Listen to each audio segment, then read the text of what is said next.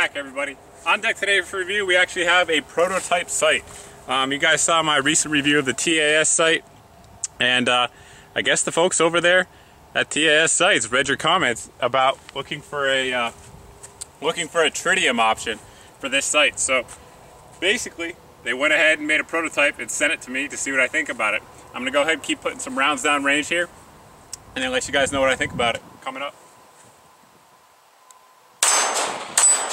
For those of you that didn't see my original review, I'm going to go ahead and show you the sight picture on these first, because that's the first question most people would ask. It's the first question I asked when I heard of these sights. So basically the way you line your sights up is you want to line it up when we get on camera here.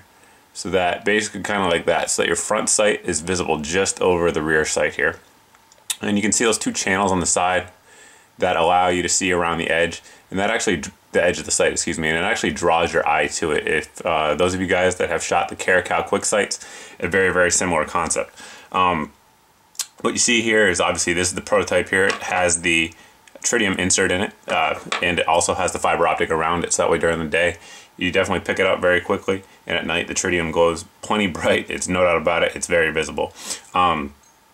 It's designed, the original sight is the same way. It's designed so that way it has a flat front right up here, so that way you can go ahead and rack it on hard surfaces for emergency manipulations. It's a 90-degree angle, if you go ahead and take a look at it. So it's not angled forward, but it's 90 degrees, and it does catch just fine. As you guys can see, this sight didn't come to me like this. I kind of beat it up, and from racking it on several things. This is actually from racking it on an AK magazine, which is pretty hard to steal, as many of you know, and it survived just fine. The weapons manipulation worked as intended, so no issues there. But all in all, that's how the sight picture works, and that's how the sight is designed. As I mentioned earlier in the video, this sight was developed in part due to the feedback that the users here on the channel posted in the comments below, which is awesome. To see a company that's responsive and sees what the customer wants and goes ahead and makes a prototype, gets it out for testing.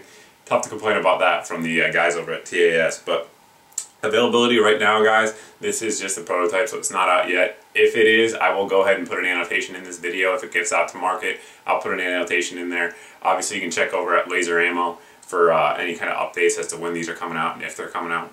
But I think they got it right.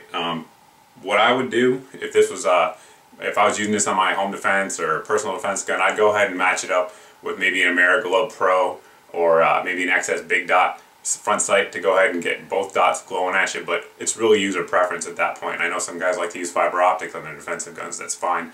Other guys don't.